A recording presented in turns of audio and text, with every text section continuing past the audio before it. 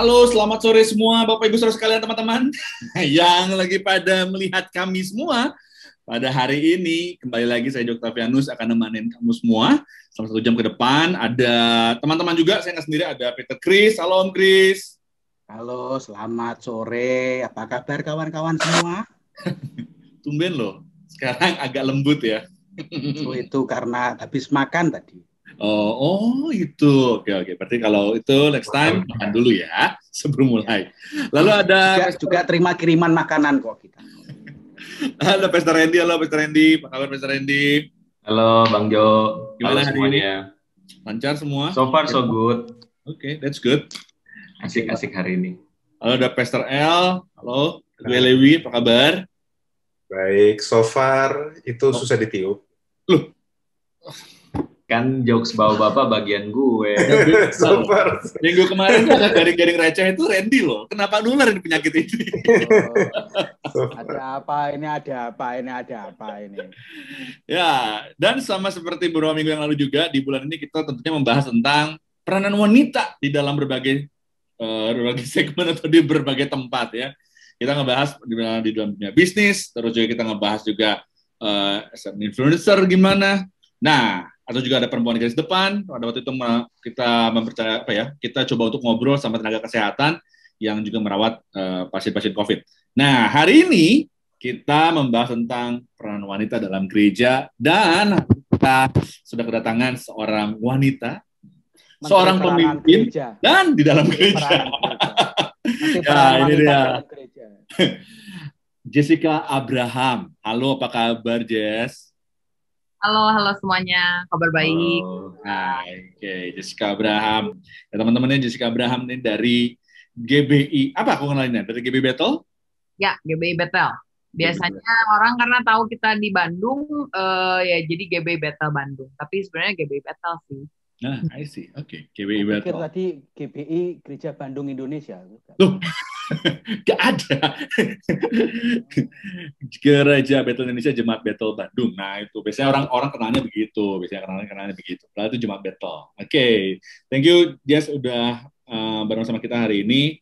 Dan sebelum kita mulai hari ini, ada beberapa informasi dulu. Saya bagi untuk Anda semua, teman-teman, Bapak Ibu sekalian, bahwa kita semua di hari Selasa berbagi ini diingetin untuk, yuk, sama-sama mulai sekarang kita mulai membagikan hidup kita buat orang sekitar kita, membagikan hidup kita buat orang-orang yang mungkin nggak jauh, tapi ada sekitar kita, tetangga kita, teman dekat kita, mungkin sahabat kita yang saat ini sedang membutuhkan pertolongan.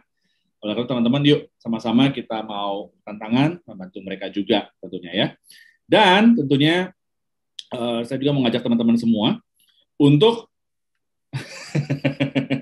ya, karena Peter Chris udah keburu ngasih lihat itu, coba tumblernya sekali lagi dikasih lihat. Nah, itu. Ya, kalau gitu awali saja dengan teman-teman semua bisa dapetin tumbler seperti apa yang dipunya sama Peter Chris hari ini, ya, sebuah tumbler eksklusif dari Pijar TV. Dan ada temperaturnya. Ada suhunya. Nah, ada suhunya ya.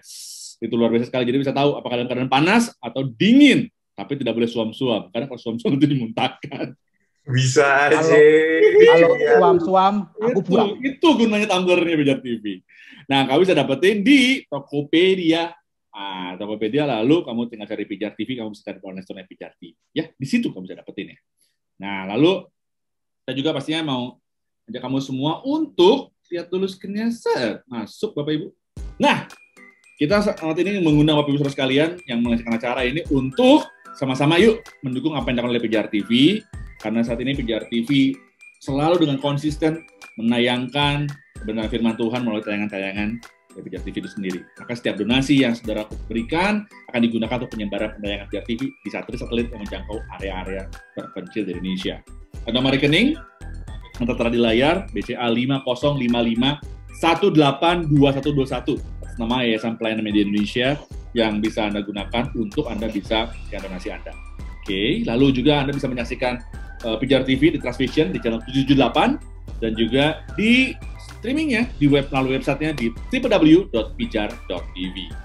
Kalau setelah acara selesai, Anda punya pertanyaan, permohonan doa, komentar ataupun saran, silakan kamu bisa berikan melalui nomor WhatsApp kita di 0813-8700-7055 dan ada tim respon Pijar TV yang siap untuk melayani Anda.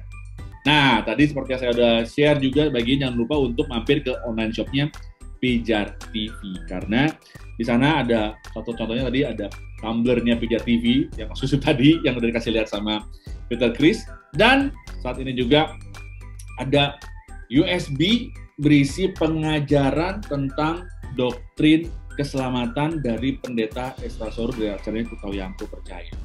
Di sini kita akan mengenal tentang bagaimana keselamatan tentang pengorbanan Kristus yang dibawakan langsung oleh Pak Pendeta Estrasaurus.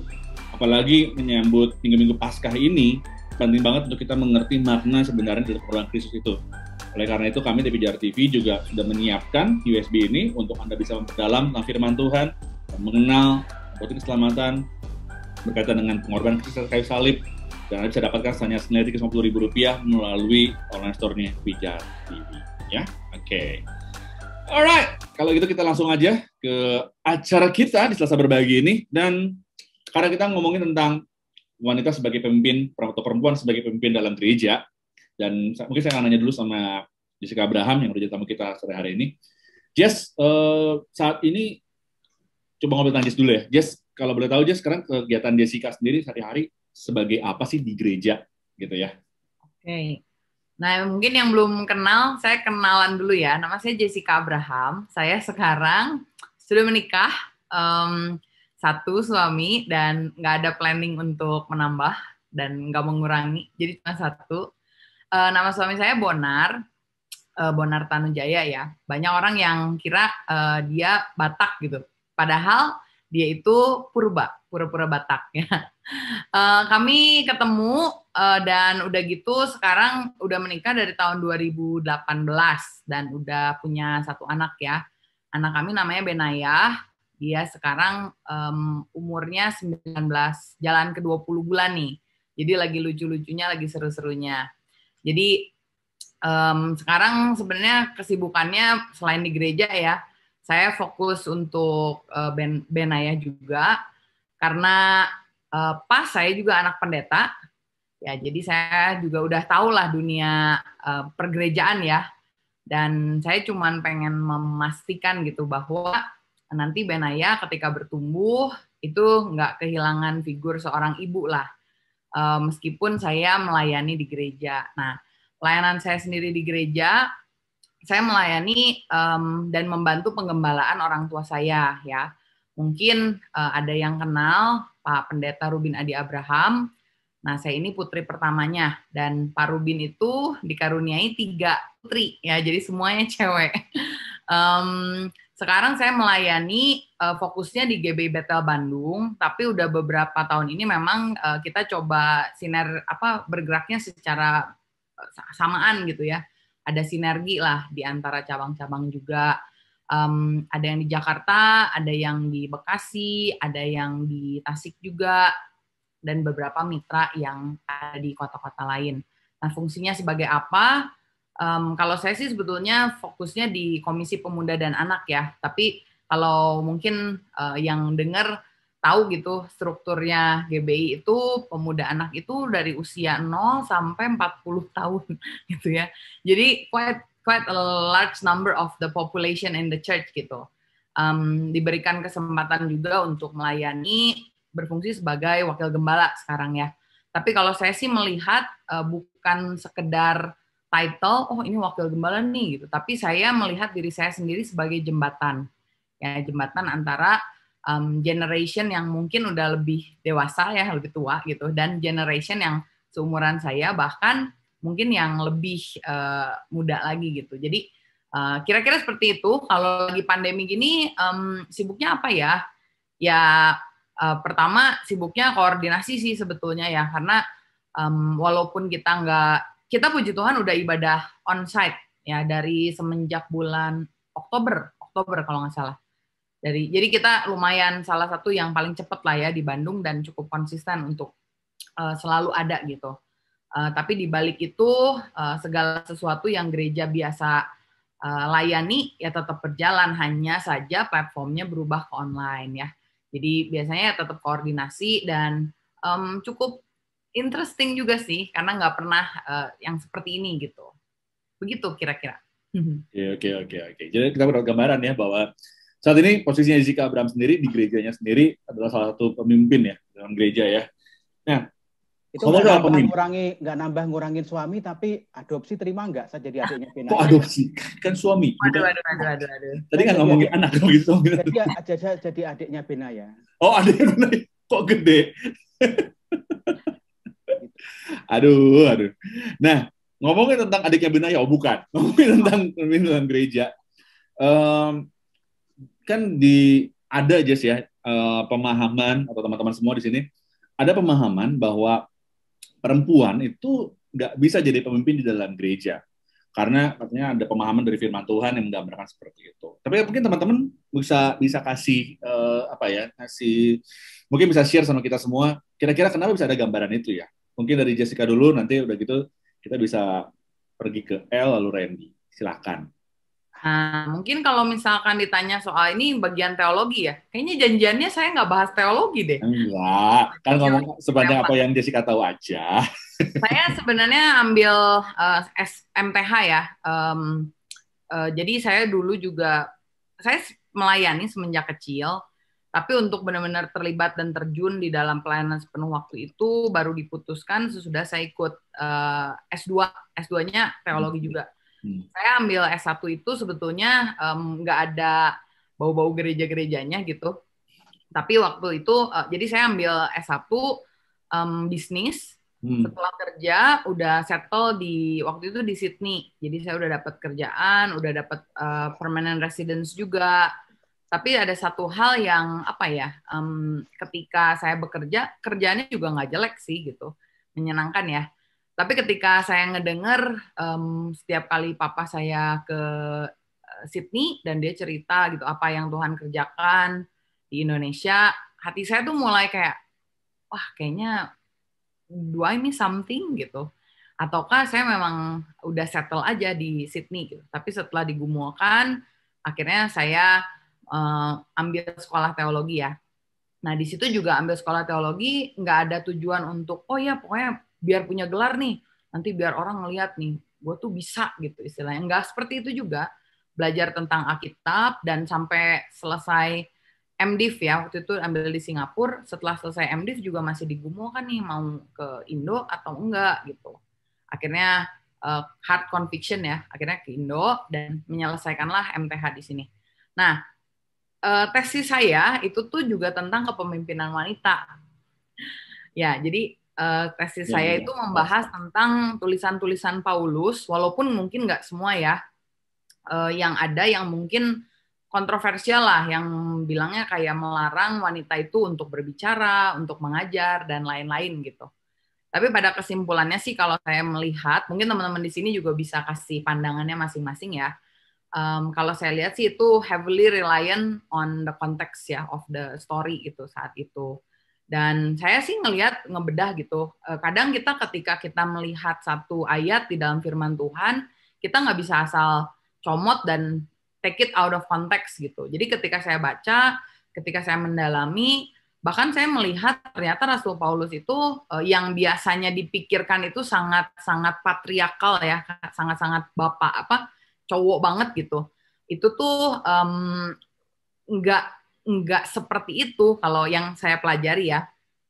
Tapi di sisi lain juga saya melihat bahwa gimana ya, wanita itu mungkin kalau contoh case-nya mungkin di tesis saya itu saya sempat singgung soal Aquila sama Priscilla ya. Juga ada satu tokoh namanya itu Junius gitu. Dan kita percayanya itu sebetulnya tafsiran sih. Kita rasanya sih itu harusnya perempuan lah kira-kira seperti itu. Cuman mungkin teman-teman juga yang nggak mendalami teologi kayak mungkin bertanya-tanya gitu, emang kenapa gitu? What's with women gitu. Tapi saya percaya sih fungsinya Tuhan memanggil kita sebagai pelayannya Tuhan, dan Tuhan nggak pernah ciptakan kita salah. Jadi kalau saya misalkan dipanggil untuk melayani, ya saya nggak bisa bilang kayak, Tuhan kok saya dijadikan sebagai seorang cewek sih, jadi saya nggak bisa bergerak nih. Yang nggak bisa gitu juga gitu. Karena Tuhan menciptakan setiap dari kita unik gitu. Diciptakan sebagai perempuan, ada yang diciptakan sebagai laki-laki, itu punya fungsinya masing-masing. Cuman yang saya setuju sekali gitu, ketika when it comes to family, betul, wanita itu harus jadi penolong ya. Jadi apa kayak mungkin sharing sedikit gitu. Ada orang-orang yang sempat tanya sama suami saya gitu. What do you feel to see your wife preaching di atas pulpit gitu? Rasanya tuh gimana sih? Itu membuat kamu jadi less man nggak gitu? Kayak merasanya tuh kayak jadi di bawah nggak gitu? Tapi satu hal yang saya pelajari gitu, it takes a great man untuk melihat dan mendorong istrinya tuh untuk pelayanan di gereja gitu. Karena ketika di keluarga ya tetap aja gitu ya, saya apa-apa ya minta approval dia istilahnya gitu ya. Tapi when it comes to the church, saya rasa sih nggak ada apa ya, mungkin nggak bisa dibedakan. Oh karena kamu cewek nih, kamu nggak usah jadi pelayan. Walaupun betul ada beberapa tradisi gereja yang seperti itu dan saya menghormati sekali gereja-gereja yang punya tradisi seperti itu. Gitu. Kalau dari saya gitu. Iya, oke. Nah, tadi kan disebutin ya, ada surat Paulus yang menunjukkan seperti itu. Karena lewat 1 Timotius 2:11-12, ini buat teman-teman juga yang ngasih acara ini, Paulus nulis bahwa seharusnya Allah perempuan berdiam diri dan menerima ajaran dengan patuh. Aku tidak mengizinkan perempuan mengajar dan juga tidak mengizinkannya memerintah laki-laki, hendaklah ia berdiam diri. Dalam gereja, Allah sudah menetapkan fungsi yang berbeda sebetulnya, antara laki dan perempuan kan ya. Nah, ini berhubungan dengan cara manusia diciptakan. Sebenarnya tulis 1 Timotius 2:13 dan cara dosa juga masuk dalam dunia di ayat 14.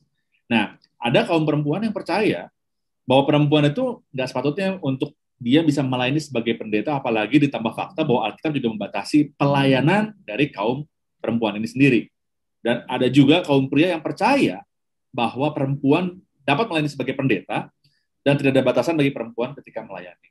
Nah, menurut teman-teman sendiri nih, silakan. Benar nggak sih hal ini gitu?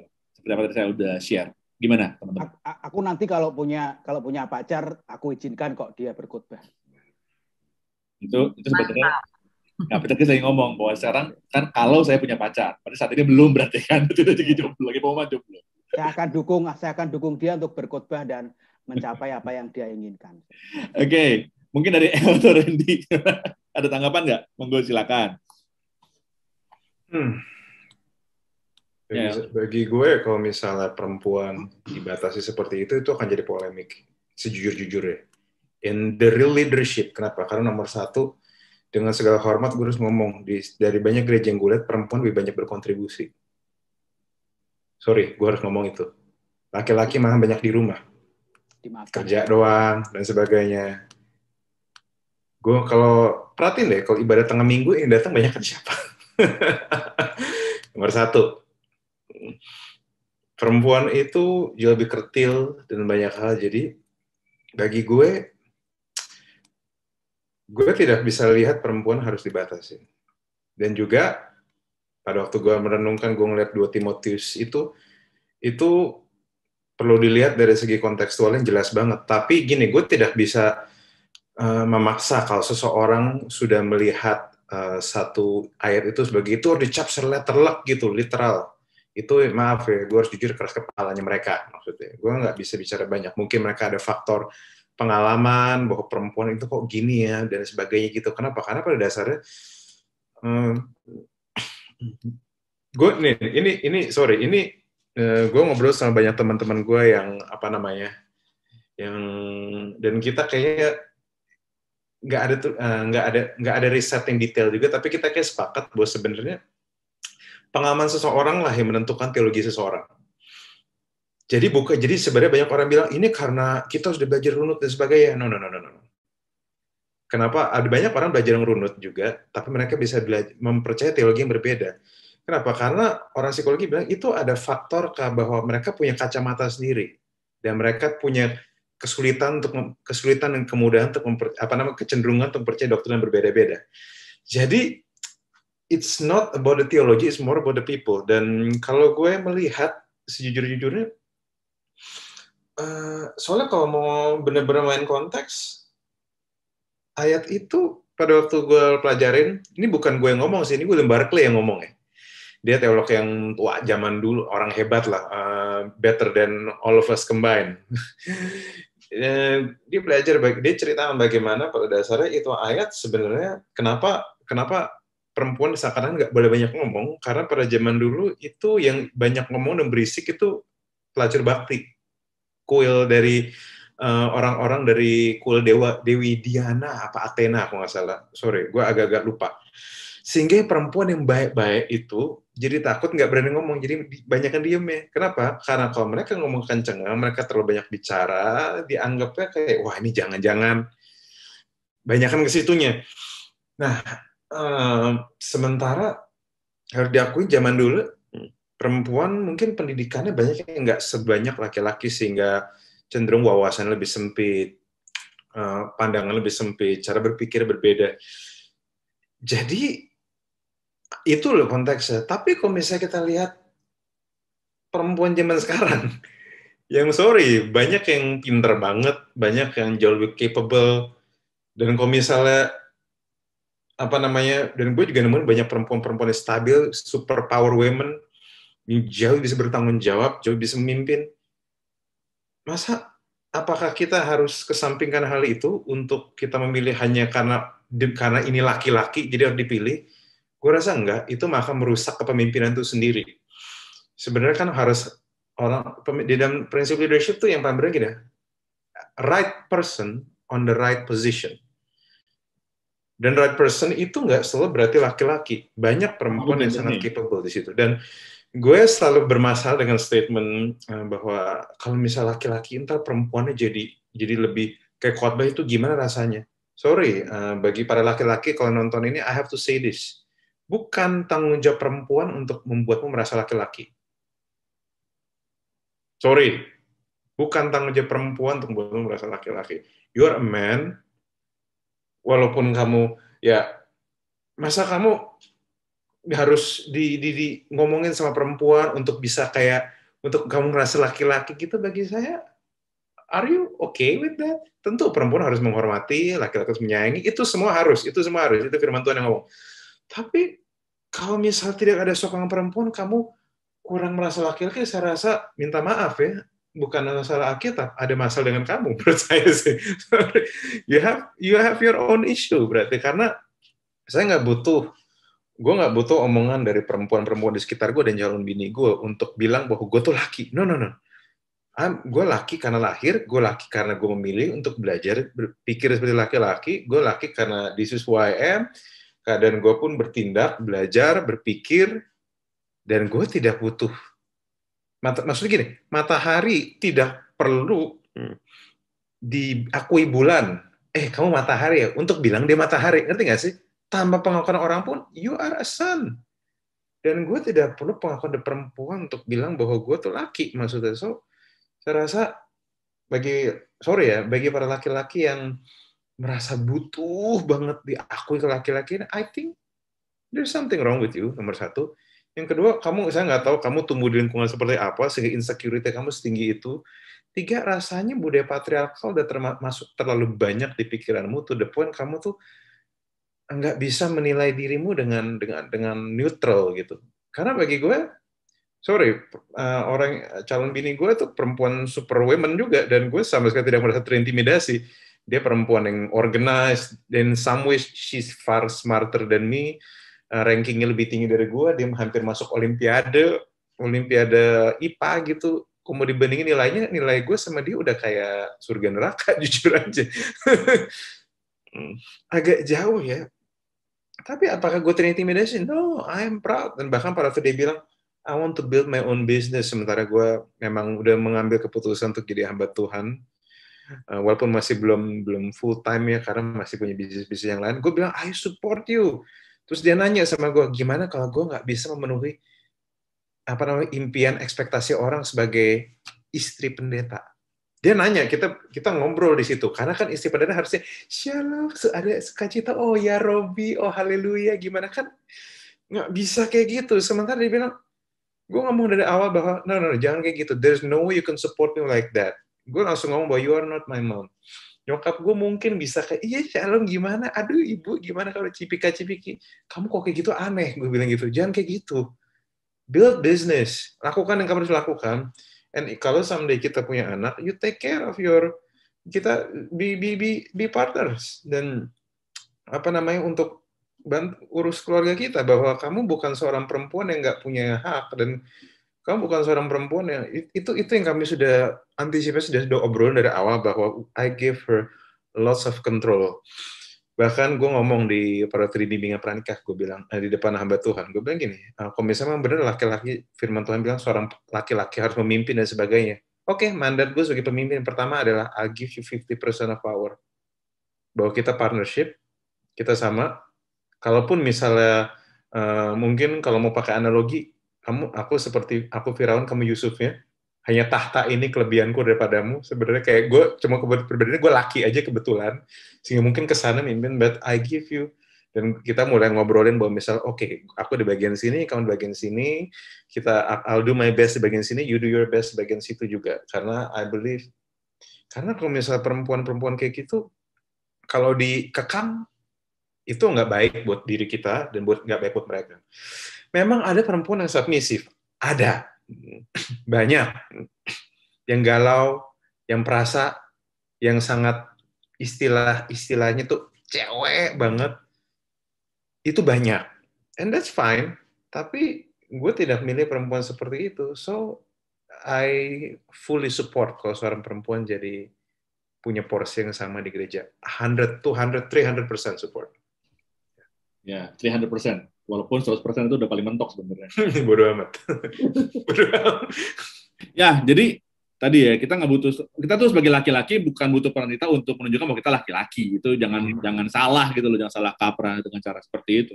Nah, kalau menurut lu Ren, gimana Ren? Iya, tadi El udah ngegas banget ya. Gue sayang deh sekarang. Sayang ya, sayang. Gue bagian sayangnya. Jadi memang kan kalau dari segi Alkitab ya tentunya tadi El juga udah singgung tentang konteks dan mungkin Mas Kris nanti juga di bagian itu gitu ya. Dan mungkin budaya juga bisa jadi pengaruh ya bagaimana seorang perempuan itu dianggap tidak layak untuk menjadi seorang pemimpin kayak gitu ya. Tapi buat aku pribadi ya bertumbuh di satu keluarga dengan budaya Kalibata. yang ya keluarga Kalibata tuh sangat egaliter ya, tidak ada hierarki berdasarkan jenis kelamin dan juga tempat di mana aku bertumbuh di gereja pun sama gitu loh. Jadi White Hasim ya GBI White Hasim itu aman sekali dari bagaimana seorang wanita itu dibatasi dalam hal kepemimpinan gitu. Bahkan di tempatku sendiri di Master Plan Youth kan ketuanya juga sekarang perempuan gitu dan aku justru yang support, aku mendukung dia untuk dia berani menjadi seorang ketua dan bahkan ya di dalam perjalanannya aku menikmati bekerja sama dengan pemimpin-pemimpin perempuan gitu loh karena pada akhirnya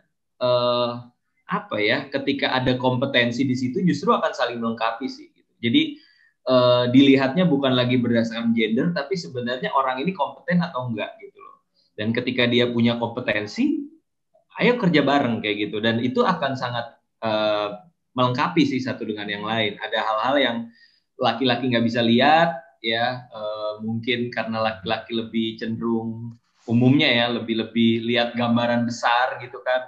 Perempuan bisa lebih detail. Nah itu justru buat gue justru saling melengkapi dan gue menikmati banget sih bagaimana kerjasama ada laki-laki dan juga perempuan di dalam situ gitu.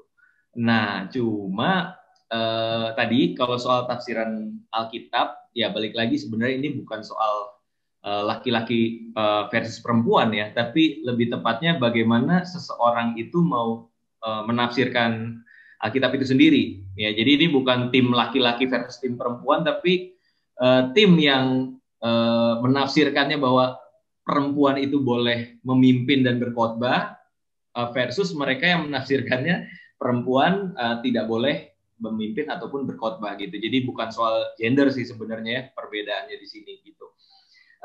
Dan paling kalau buat aku dan ini bisa jadi pertanyaan juga sih buat Kak Jessica gitu ya. Karena pada akhirnya yang menjadi adaptasi ya bagaimana seorang pemimpin perempuan di tengah pelayanan, di tengah jemaat, lalu ketika masuk ke dalam seorang istri maupun ibu di dalam keluarga. Nah, bagaimana itu proses adaptasinya? Pernah nggak ada apa namanya kendala-kendala di sana mungkin ya yang sampai mungkin suaminya bilang, ingat kamu ini udah posisinya sekarang istri ya, bukan gembala kayak gitu kan? Siapa tahu ada yang seperti itu. Itu titipan dari Dita ya pertanyaan itu. Enggak. Ini pertanyaanku. Jess gimana, Jess? Itu masuk akal loh, Jess. Masuk akal banget, Jess. Bener nih. Saya ada di sebelah sebetulnya. Oh, wow. Sekalian testimoni. Ya. Tapi itu pertanyaan yang bagus banget gitu. Dan mungkin kami bersyukur bahwa kami punya counselor di bimbingan pranikah yang very very helpful, dan dia udah laid out semua possibility ya. Maksudnya kayak nanti kamu misalkan perasaannya, karena di satu sisi tuh cowok juga punya pride-nya sendiri kan ya. Nah, jadi kita sebagai perempuan ya kita harus menghormati dia gitu. Jadi kalau saya mungkin cerita dari bimbingan pranikah ini ya. Nah, counselor kita tuh tanya gitu sama kita, menurut kamu mana yang lebih kuat katanya. Kalau saya kasih tahu ada satu figura, gambarnya bagus banget, tempel di dinding. Yang harus dipuji itu apanya? Apakah gambarnya, picture-nya, atau kail yang membuat dia menempel di tembok? Dia nanyanya gitu. Ya terus saya bilang, ya kita diskusi terus kita bilang ya harus dua-duanya dong, karena kalau misalkan tanpa adanya kail, ya si gambarnya nggak bisa dilihat semua orang.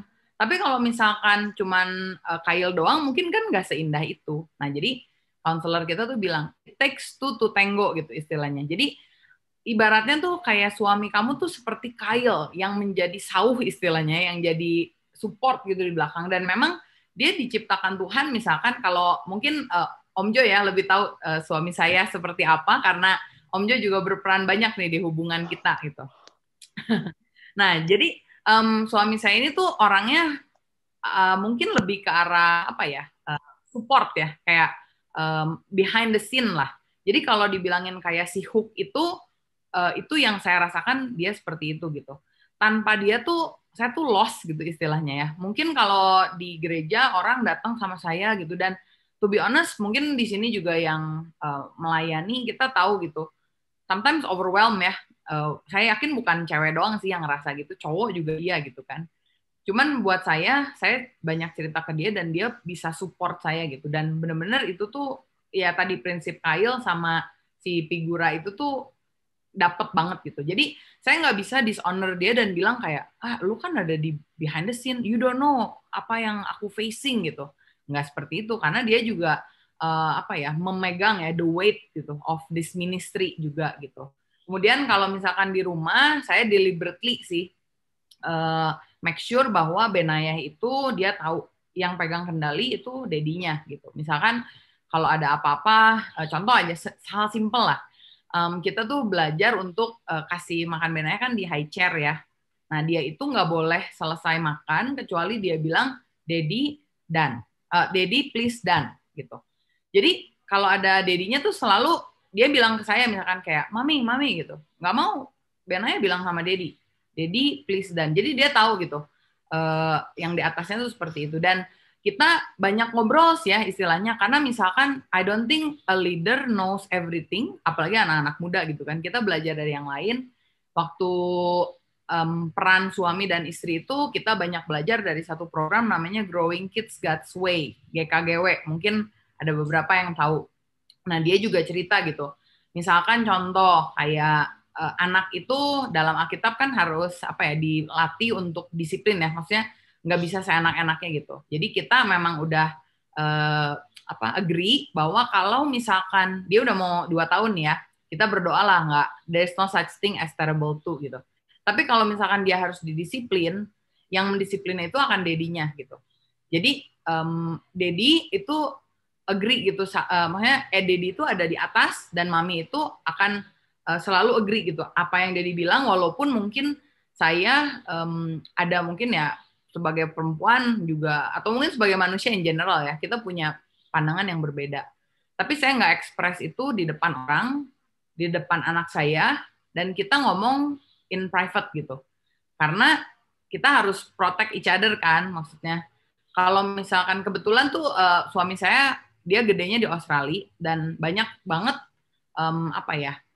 culture yang berbeda sebenarnya. Tapi soal kesetaraan ini tuh it works so well karena dia itu grew up di sana gitu dan orang sana kan istilahnya kayak kalau wanita itu tuh kalau di sana nggak selalu harus yang jadi istri di dalam rumah istilahnya gitu kan. Karena waktu kita counseling pranikah juga si counselornya tanya gitu.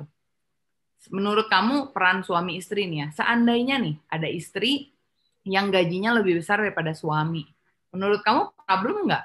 Gitu, itu pertanyaan ya. Dan itu balik lagi sih ke orangnya gitu. Will you put your ego first atau will you make this marriage works? Contoh misalkan, saya gajinya 100 juta anggaplah ya. Suami saya 10 juta. Masa gara-gara gengsinya dia, saya jadi harus di rumah dan nggak kerja, sementara dia mati-matian kerja buat 10 juta gitu istilahnya ya. Jadi, tapi sekali lagi balik ke arah kesepakatan ya, di dalam keluarga itu harus ada kata sepakat. Kalau dari pengalaman saya sendiri sih, kalau when it comes to decision making di gereja, ya misalkan contoh ya, approving budget gitu. Kayak gitu kan harus go through me gitu kan, sebelum di-approve sama tim finance gitu. Dan ada beberapa hal yang saya bilang gitu, kayak ini emang perlu ya saat ini? Mungkin cancel dulu, tunda dulu. Nah, kalau di rumah ya kebalikannya lah. Saya yang tanya dia gitu, kira-kira aku mau beli ini boleh nggak ya? Kayak gitu. Dan dia, puji Tuhan ya sejauh ini, dia selalu bilang, oh ya kalau misalkan kamu butuh ya silahkan beli gitu. Dan ya itu juga dibantu gitu, karena saya juga nggak yang boros-boros gitu lah. Itu kira-kira seperti itu sih. Nah, tadi sempat dibahas juga soal yang Timotius, yang ada di Timotius itu kan. Saya pernah baca satu buku itu kayak, menurut saya menarik sih. Dia bilang gini, perempuan itu nggak boleh memimpin karena perempuan itu diciptakan setelah laki-laki. Jadi by order, perempuan itu di bawah laki-laki. Dan saya tuh kayak pengen ketawa gitu ya. Karena kalau ngomong kayak gitu berarti monyet di atas kita dong istilahnya. Benar sih? Kayak tumbuhan di atas kita, monyet di atas kita. So it's not by order sih menurut saya ya gitu. Tapi sekali lagi sebagai seorang wanita, you have to know your place gitu. Oke, misalkan di gereja memimpin apa segala macam, tapi begitu balik ke rumah, the head of the family is Christ, tapi juga yaitu ada di suami gitu. Kalau menurut saya sih gitu ya. Ya. Kenapa gue jadi ingat? Karena kita tahu teori evolusi itu muncul dari mana.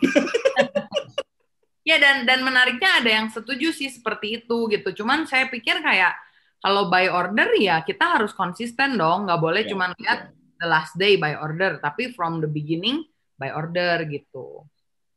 Oke, thank you. Nah, Om Chris, pertanggungjawabkan. Om Chris tolong dibantu lah. Tadi aku nggak order apa-apa, aku nggak order. Aku nggak order apa-apa. Nah, tadi kan waktu kita nanya tentang surat Paulus, langsung Jessica tadi, terus perjanjiannya nggak gini loh. Lagi bukan aku.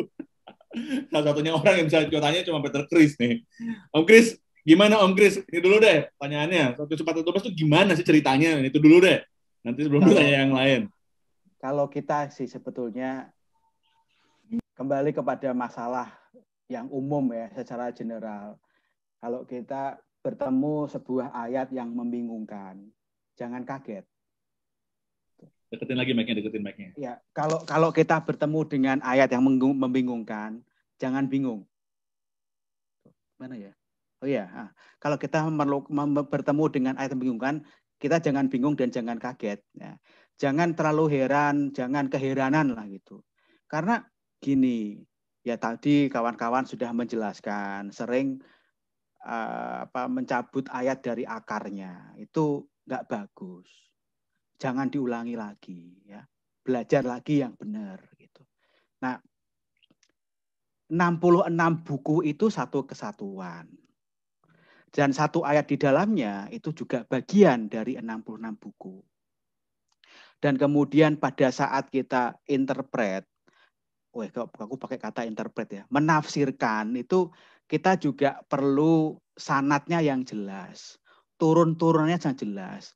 Bagaimana ayat ini dipraktekkan di Perjanjian Baru, dan kemudian juga bagaimana dengan bapak-bapak gereja kita.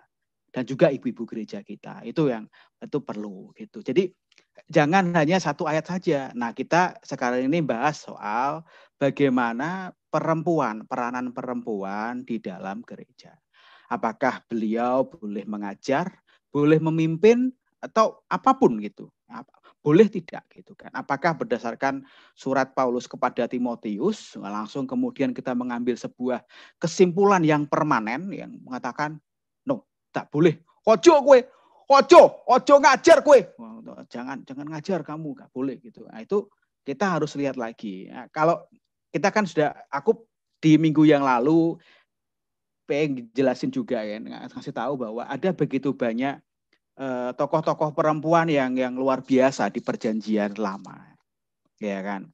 Dan mereka memimpin, mereka mengajar, ya, mereka menjadi alatnya Tuhan dalam kata singkatnya gitu kan. Di tengah-tengah budaya yang patriarkal, ya kan? Tapi Tuhan memakai mereka. Jadi saya katakan, ya betul bahwa Alkitab itu ditulis dalam era patriarkal yang sangat kuat. Tetapi apa yang ditulis di sana itu belum tentu pandangan daripada penulis kitabnya. Yang adalah diinspirasikan oleh Tuhan. Belum tentu yang Tuhan mau. Tetapi karena eranya era patriarkal, dia ditulis dengan konteks budaya patriarkal. Nah, aku bilang bahwa, kita lihat keseluruhan, bilang bahwa, lah kalau Tuhan setuju dengan budaya patriarkal, lah ngopo nek gage angel-angel bicara sama para perempuan kan gitu ya, buat apa gitu kan. Aku mau bicara sama Hagar pakai perantara Abraham kan gitu kan. Aku mau bicara sama Deborah pakai perantara siapa gitu kan. Atau kalau perlu pakai perantara keledai kayak Bileam kan gitu kan. Tapi kan tidak gitu kan. Tuhan berbicara langsung kepada yang berurusan gitu kan. Artinya ya budaya yang tercermin budaya patriarkal. Tapi itu bukan society yang Tuhan mau. Nah itu, dari sejak awal manusia, laki perempuan diciptakan segambar dan serupa. Mereka adalah image bearer sama di hadapan Tuhan. Jadi, dan kalau kita lihat seluruh narasi dari Kejadian sampai Wahyu mengatakan hal yang sama. Gitu. Tapi tradisinya memang berbicara demikian. Tradisi yang kuat dipegang oleh orang-orang yang tidak mau perubahan ya seperti itu. Kita lihat. Kita bergerak nih dari zamannya Perjanjian Lama ke Perjanjian Baru. Memang Yesus pun gila. Yesus itu juga mencoba meredefinisikan atau ini loh pandangan yang Tuhan mau tentang bagaimana tentang perempuan, bagaimana segala macamnya. Zaman rabbinikal, walaupun di zaman rabbinikal itu tidak ada kesepakatan bagaimana peranan wanita ya, peranan perempuan enggak ada kesepakatan. Boleh enggak ada entah antara Hillel sama The House of Simai itu entah yang mana yang mengizinkan untuk memuridkan perempuan, ada yang tidak, ada yang mengatakan boleh gitu kan. Bahkan ada Sotah mengatakan, kalau menuliskan itu kalau nggak salah daripada lebih baik membakar Torah daripada diberikan atau diajarkan kepada perempuan. Sampai sekasarnya demikian gitu kan. Tetapi yang dikerjakan Yesus apa? Dia menentang semua tradisi-tradisi ini. Di dalam kelompoknya di community of Jesus ini, murid-muridnya kan ada banyak perempuan-perempuan yang menonjol gitu kan. Bahkan dia menyebut Martha dan Mary itu my disciples gitu kan, muridnya gitu kan. Dan dia duduk bersama-sama mendengarkan pengajaran Yesus saat itu. Jadi Yesus itu juga menabrak tradisi gitu kan, tradisi loh yang ditabrak ya. Tradisi saat itu dan dia menganggap mereka boleh belajar gitu kan. Itu seru. Dan ini menarik tadi kakak Cici Jessica tadi mengatakan bagaimana seorang perempuan pada saat pelayanan dan pada saat di rumah. Lah ini menarik karena gini. Banyak sekali ini perempuan-perempuan yang ikut Yesus dan mensupport Yesus gitu kan. Dan tidak tercatat mereka bercerai kan. Enggak tercatat mereka. Mereka berarti pada saat-saatnya mereka ada di kaki Yesus dan mendengarkan. Pada saat-saatnya mereka kembali ke rumah gitu kan dan mensupport Yesus gitu kan, karena disebut istrinya siapa ya kan, bendahara dan segala macam. Jadi ini menarik. Jadi mereka punya peranan yang unik, para perempuan punya peranan unik dan justru ya kalau dilihat itu ya lebih kompleks dan mungkin kita sebagai pria harusnya ini loh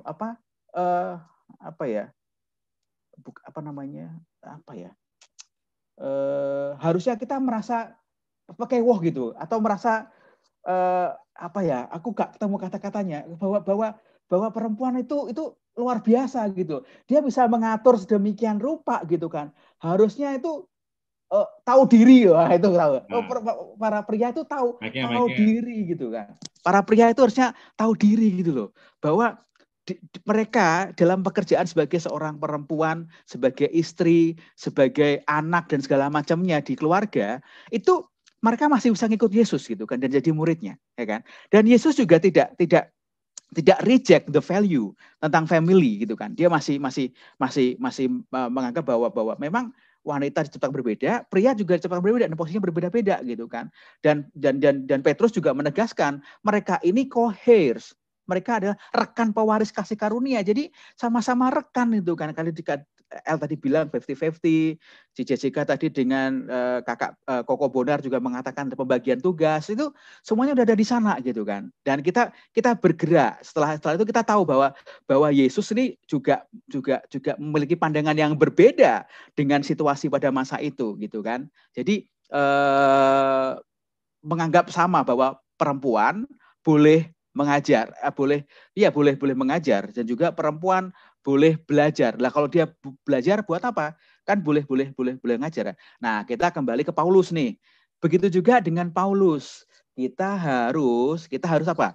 Kita harus melihat keseluruhan daripada narasi Paulus soal perempuan, ya kan?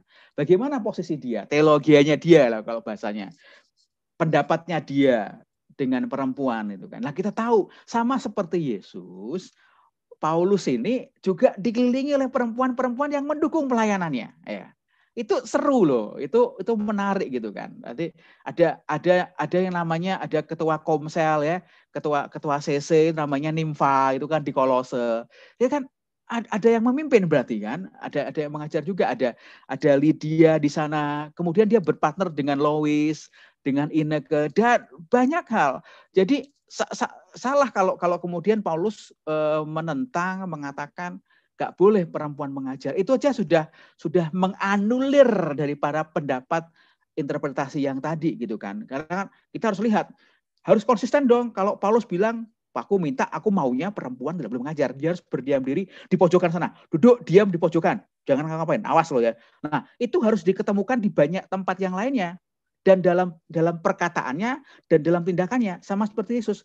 Yesus dalam perkataannya, dalam tindakannya menganggap bahwa perempuan dan menilai perempuan dan laki-laki itu sama dalam pengajarannya. Dan Paulus juga melakukan hal yang sama dalam tindakan dan juga dalam pengajarannya. Nah, ini langsung menuju kepada Timotius, jeder. Nah, ini menarik. Nah, ada tadi yang dipakai nih, kita lihat konteksnya tadi ya. Ada bahwa Hawalah yang ditipu, kan? Ditipu bukan Adam. Nah, ini adalah hints, sebuah petunjuk, kan? Petunjuk untuk kata ini, untuk teks ini. Karena surat buat 1 Timotius ini ditujukan kepada Timotius untuk menghadapi para penyesat-penyesat. Gitu. Para penyesat-penyesat. Nah, yang jadi target para penyesat adalah para perempuan yang kaya raya ini. Nanti kita kembali ke tadi bahwa untuk orang-orang menjadi muridnya atau dalam artian menjadi proselyte gitu kan, berarti harus ikut aturan Yahudi itu, mengetahui kitab-kitab Yahudi kan. Makanya mereka nggak bisa untuk belajar Torah. Tapi kekristenan datang dan memberi kebebasan nih. Perempuan juga boleh nih, tidak ada sekat lagi nih. Gak ada sekat lagi antara perempuan dan laki-laki boleh belajar sama. Nah gitu. Jadi ada euforia di sana. Ada senang banget gitu kan. Dan aku ingin belajar. Nah, keinginan belajar yang sangat tinggi ini dimanfaatkan oleh para penyesat yang datang ke Efesus tadi. Dan mereka ditargetkan. Dan most of them, kebanyakan dari para perempuan ini adalah orang-orang yang sangat kaya. Karena kita juga tahu surat-surat Paulus juga menyinggung ada orang-orang yang nyari-nyari duit nih. Dia ada orang Korintus juga mengatakan demikian. Ada Filipi juga mengatakan ada orang-orang yang nyari-nyari duit nih dalam pelayanannya kayak gitu kan. Nah, yang ditarget adalah di perempuan-perempuan ini yang ditargetin gitu. Ditargetin oleh para penyesat ini gitu. Nah, karena begitu mendapatkan pengetahuan yang baru, terus mendapatkan kebebasan, kan pengen ngomong, ya nggak wanita, nggak perempuan atau nggak laki-laki atau pria, kalau sesuatu yang baru pengen ngomong ya kan, biar viral kan kayak gitu kan. Itu yang terjadi sebetulnya, itu yang terjadi di sana. Jadi dan Paulus mengatakan bahwa dalam konteksnya ini juga sesuatu dalam ibadah harus teratur gitu. Nah, makanya kan sama kan kayak aku nggak ini nih kayak kalau ini yang lagi in di clubhouse itu kan, aku pengen ngomong segala macam kan kayak gitu. Order please, order gitu kan. Ketok palu hakimnya, dok, order dalam situasi sidang gitu. Nah, Paulus memberikan, maka dalam ibadah aku minta kayak para laki-laki juga kayaknya mulai suntuk gitu kan, merengut aja, jangan marah-marah gitu kan. Harus menengadahkan diri. Nah, Paulus order itu mengembalikan lagi nih loh, kayak gini, dan hati-hati dengan para penyesat. Itu saya kalau konteks 1 Timotius dari perjalanan dari jauh ke belakang tadi. Ya, kira-kira demikian, semoga dapat dimengerti, Tuhan memberkati. Ya, belum. Dah gitu aja. Pokoknya kalau ada Mas Kris tuh udah kayak konkordansi berjalan kalau udah jadi sama buku tafsir. Oh iya, aku tambahin. Aku ingat ada kan tadi sampai zamannya Paulus kan, sampai di abad ketiga kalau nggak salah zamannya Chrysostom. Itu ada seorang diaken yang bernama Olimpia. Jadi zamannya sampai abad kedua atau ketiga itu pun masih ada diaken atau pemimpin-pemimpin jemaat yang perempuan gitu. Jadi entah kenapa kemudian jadinya seperti ini pemahamannya. Wah, itu harus diselidiki lagi sejarah gerejanya gitu kan. Tapi kalau kita lihat sejarah awal sama sekali nggak ada masalah para perempuan untuk mengajar, memimpin, dan diajar. Udah, itu nggak ada presiden yang melarang mereka. Gitu. Oke. Nah, dari apa yang udah dijelaskan sama Mas Kris, ini buat para cowok-cowok di sini. Berdasarkan pengalaman kalian masing-masing di gereja dari masing-masing, apakah pernah ada pengalaman kalian ngerasain warna yang berbeda dari kepemimpinan seorang wanita yang bisa diberikan ke gereja atau komunitas Kristen? Yang mungkin pria nggak bisa berikan atau aplikasikan? Monggo, silakan. Nah, siapa duluan? Randy aja dulu deh. Iya deh. Iya, jadi di GBI Ebenezer sendiri, kita di Master Plan Youth, dengan adanya ketua youth juga perempuan, lalu kita banyak sekali koordinasi secara intens, itu lebih banyak malah justru ke ibu gembala daripada ke pak gembala gitu kan. Dan jujur sejauh ini sih benar-benar aku merasakan ya tadi keberadaan perempuan di dalam kepemimpinan itu sangat diperlukan gitu loh bagi kita secara keseluruhan gitu ya. Memang nggak selalu sih ya, tapi umumnya perempuan tuh lebih dari segi perasaan itu bisa tercover gitu ya, yang kadang cowok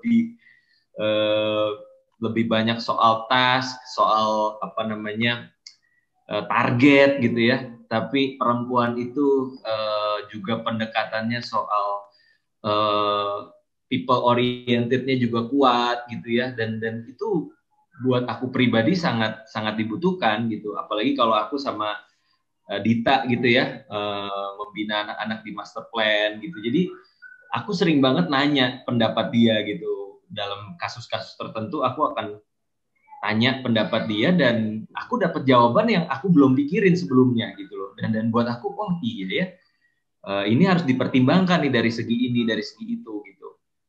Dan itu jadi sebuah kekuatan sih buat aku di dalam kepemimpinan di Master Plan gitu. Dan juga aku rasa Pak Gembala, Pastor Amos Hosea, dan juga Tante Gina yang hari ini ulang tahun by the way. Jadi hari ini ulang tahun beliau, dan dua pribadi ini punya keunikannya masing-masing, punya warnanya masing-masing, dan justru buat aku itu keberadaan mereka berdua saling melengkapi gitu. Dan Pak Gembala juga sering banget sampaikan itu di mimbar bahwa dia nggak bisa dalam pelayanan, dalam pengembalaan, dalam kepemimpinan kalau nggak dengan pendampingan dari Ibu Gina di sampingnya gitu. Dan aku encourage sih buat setiap kita memberanikan diri ya, dalam arti satu punya keberanian dan juga punya kerelaan sih buat cowok-cowok yang kadang gak rela dipimpin sama perempuan. Butuh kerelaan dan akhirnya menyadari bahwa ternyata nggak seperti yang kita pikirkan kok gitu. Ya, ternyata banyak hal-hal positif yang bisa kita dapatkan, kita pelajari, dan kolaborasi antara laki-laki dan perempuan di dalam sebuah kepemimpinan itu sangat indah sih buat aku. Gitu. Mungkin itu dari aku, Bang Jo. Oke. Untuk ya. Dan gue ya, figur perempuan tuh penting banget. Kenapa? Especially pada waktu menghadapi perempuan. Itu yang terpenting. Sampai kapanpun, berdasarkan gue melayani di lapangan, bener-bener ngobrol sama orang. Sampai kapanpun emang wiring perempuan dan laki banyak yang beda. Dan kadang ada bahasa-bahasa yang perempuan itu lakukan, tapi laki-laki nggak ngerti. Tapi perempuan yang lain ngerti. Contoh, ini cerita aja. Dulu, ada satu cewek sering cerita sama gue. Ini 2 tahun apa, setahun lalu. Sering cerita gue dan banyak hal. Gue sebagai laki-laki, sebagai hamba Tuhan kan tentu buka diri untuk mau mereka cerita, sedih dan sebagainya. Karena terus kebetulan dia ada masalah sama ayahnya. Dia nyari figur laki yang bisa diajak ngobrol gitu. Tapi yang terjadi adalah calon bini gue, ternyata radarnya beda. Kayaknya ada masalah dan sama orang deh. Dia berusaha take care. Dan terus singkat cerita ternyata dia menemukan bahwa yang di radarnya dia tuh ternyata jadi kenyataan bahwa apa yang dirasain bahwa orang-orang ini ngedatengin gue dengan niat yang buruk, yang kurang gini, gue nggak bilang buruk ya, nggak tulus lah. Dan dia bisa kena radarnya. Dan bahasa-bahasa yang diceritakan ke gue itu, gue tidak bisa ngerti. Sampai gue ngomong, emang perempuan kalau gitu, itu berarti dia ada niat yang lebih ya? Yang kayak gitu. Ada niat yang lebih. Jadi kalau cuma mau ajak ketemu, itu-gitu, jadi niatnya lebih ya. Jadi gue sampai, oh begitu. Nah, itu bahasa yang perempuan mengerti. Kedua, ada waktu gue ngurusin orang, laki dianggap selingkuh. Gue dari segi laki-laki, gue nganggap itu selingkuh. Kok cuma datang ketemu orang, kok nggak dianggap selingkuh? Kok dianggap selingkuh ya? Logikanya di mana? Saya pada waktu cewek gue bilang, nggak, itu buat perempuan gini, logikanya gini. Gue bilang, oh, oke. So yes, yang kalau gambar terbesar ada perempuan sangat-sangat membantu pada waktu menghadapi perempuan. Udah itu sih. Nggak susah. Kalau laki itu, apa ya kalau perempuannya udah terlanjur, gini, ada perempuan-perempuan yang unggul dari segi cara berpikir, yang laki juga bisa relate, logis, karena faktor pendidikan, faktor di mana dia dibesarkan. Tapi nggak semua perempuan kayak gitu. Banyak perempuan Indo itu memang karena dididiknya untuk punya perasaan, kan dididiknya seakan-akan kan cewek itu lebih feeling, cowok itu lebih logis, padahal menurut IQ nggak gitu juga, nggak sesimpel itu juga. Nah, cuma pendidikannya bikin perempuan jadi kayak gitu, dan gue kan betul-betul gue nggak bisa relate, capek, kesel denger laki tuh, kok denger orang nagging tuh capek maksudnya, itu harus perempuan. So yes. Oke ya, thank you ya. Ya, dari Randy sama El, gue kira kita bisa dapetin satu ya, bahwa ternyata ya, kita butuh suara perempuan ya, suara perempuan untuk bisa nyimbangin, terutama dalam kepemimpinan dalam gereja, penting banget karena jemaat itu kan nggak semuanya pria, ada wanita juga yang kita butuhkan juga, dan nggak juga bahwa wanita nggak bisa mimpin, bukan itu intinya, tapi perempuan bisa memimpin saat ini karena pendidikannya juga sudah berbeda jelas gitu ya. Nah, ini udah 1 jam kita cara ngobrol soal ini, hal ini tentang perempuan di dalam gereja, kepemimpinan perempuan dalam gereja ya, segala hal semuanya kita udah gali dalam.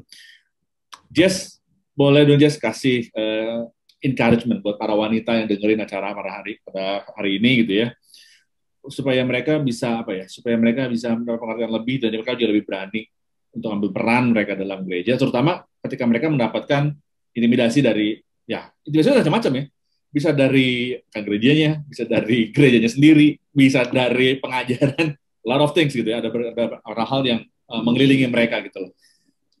Yes, please, boleh kasih encouragement buat mereka itu, silakan. Oke, thank you banget nih, terutama buat teman-teman yang concern tentang masalah ini ya, dan juga bisa mengizinkan saya sharing di sini lah. Mungkin untuk cewek-cewek di luar sana yang merasa, aduh saya tuh, biasa tuh cewek tuh nganggep ini, aduh Tuhan salah deh ciptain gue cewek. Enggak gitu, Tuhan tuh nggak pernah salah ciptain kamu cewek gitu. Walaupun, oke, saya juga menyadari bahwa culture, orang-orang di sekitar kita, halo Kristo, seperti itu, iya. Aku pernah sharing ya satu pengalaman ya. Pernah ada satu pendeta loh ngomong ke Babe gitu ya, ke si Papi. Pak, anaknya berapa?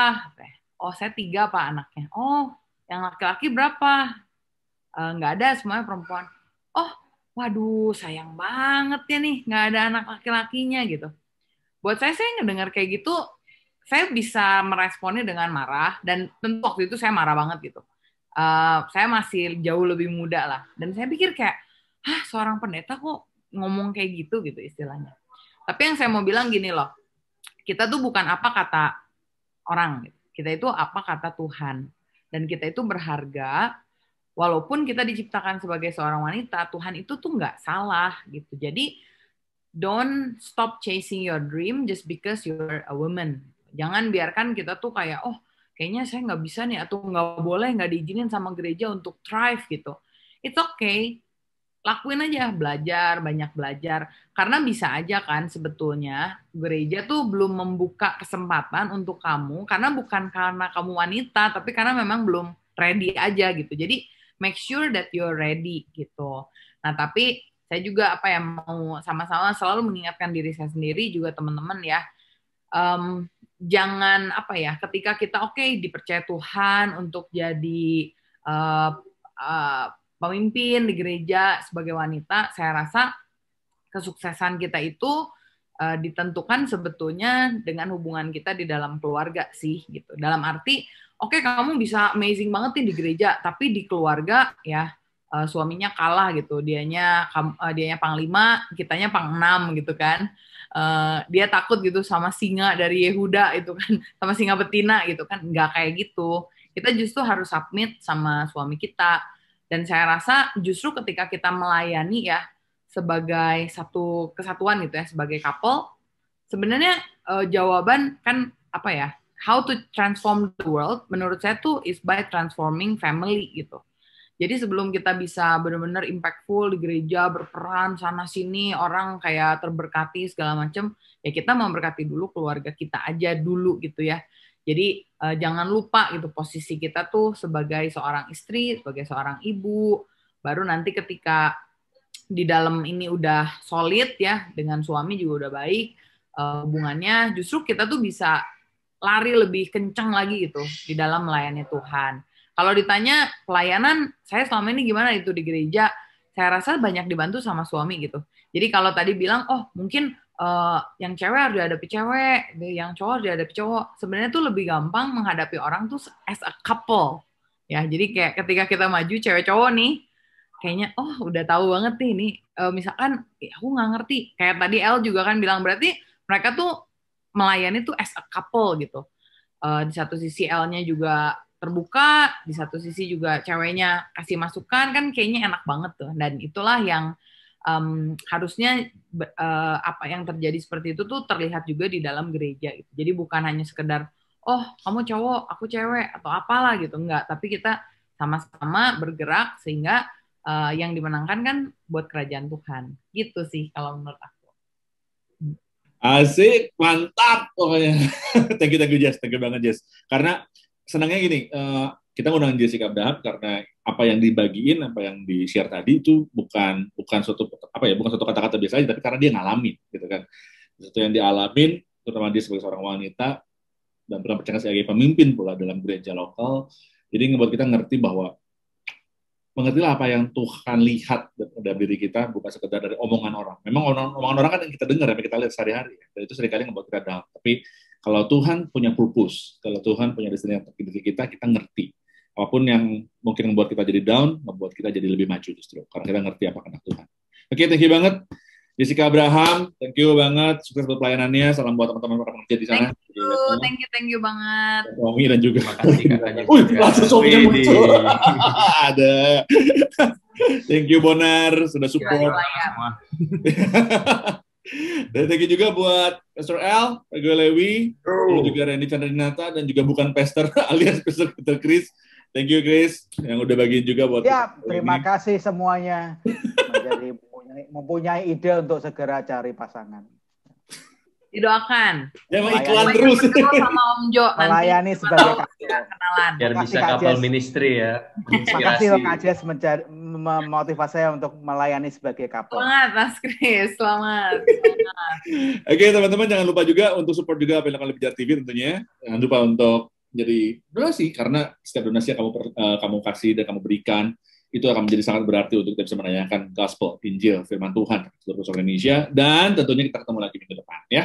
Untuk terus kamu tetap ikutin apa yang diberikan di Selasa Berbagi setiap hari Selasa jam 5.15 waktu Indonesia Barat. Dan saya Jo Octavianus, Peter Chris, Randy, dan ada Om Chris, L, dan juga ada Jessica Abraham. Kita pamit undur semua ya dari kami karena kita tahu kita ada di sini karena Pijar TV. Salam terang bagi Indonesia. Indonesia. Oke. Indonesia!